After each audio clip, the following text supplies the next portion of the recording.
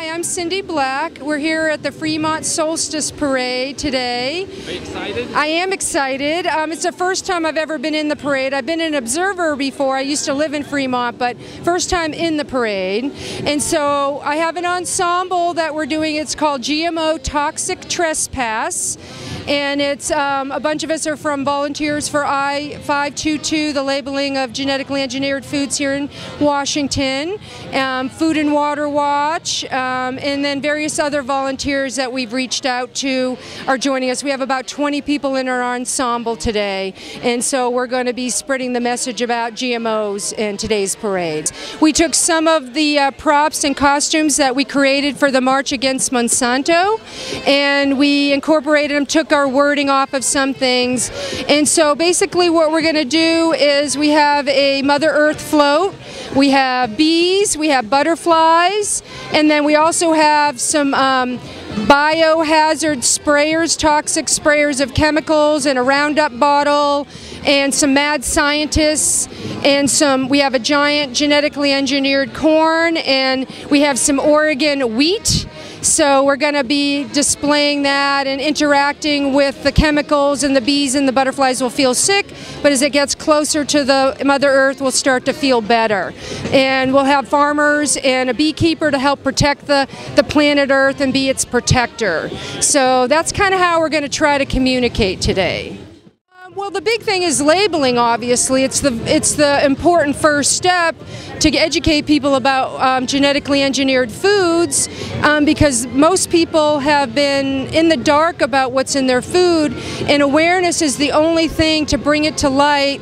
Labeling is a big part of that. Over 64 other countries, something like that, label now. With Washington, this being on the ballot, it gives us a good time to be one of the first states in the country to go for labeling, because soon it'll be across our country, but we have to sometimes do it state by state, and so that's why we're here today. Well, you know, there's a lot of information coming out about GMOs and related to health problems, everything from digestive issues, cancer, infertility, Parkinson's disease, even though the big companies deny that and say they're safe, but they're responsible for their own testing, and until there's independent long-term testing, these type of products should not be on the market until that happens, because we are finding there's a lot of health problems associated with this that the companies don't want you to know. It feels just like tobacco science. They told us it was good and safe, they had doctors advertising for it.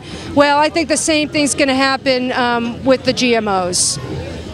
Let's talk about the scientific studies. They say that GMOs are the most heavily regulated food product on the market today. What do you say about that? Oh, that's not true at all. I mean, if it was regulated, we would know about it. Right now, the people that do the regulation are in charge of the FDA and USDA. They're all former corporate cronies from Monsanto and Syngenta and Dow and DuPont and all those other companies. It's a complete revolving door between these companies and our government, and so they're not regulated. I mean, they're the ones writing the regulation. They don't want us to know really what's going on. It's about profit.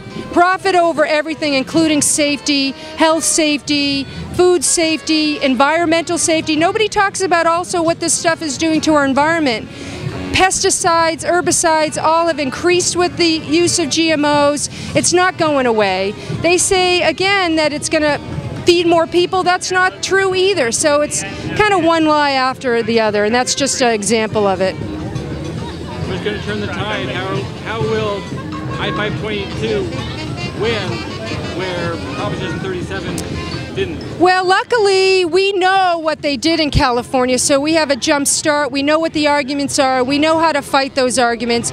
We've also, our group and several other groups have been on the ground running with this issue and educating people since January, and the opposition has not even started yet.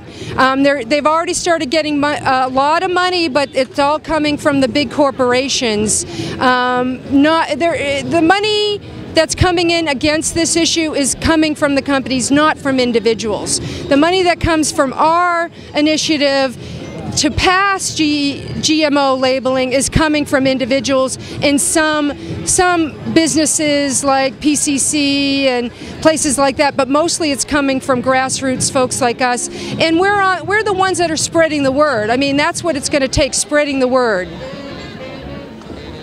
So in November, what do you want people to do? Oh, vote yes on 522, absolutely. This is so important. We have to stop them. We have to educate people. Labeling is an important first step.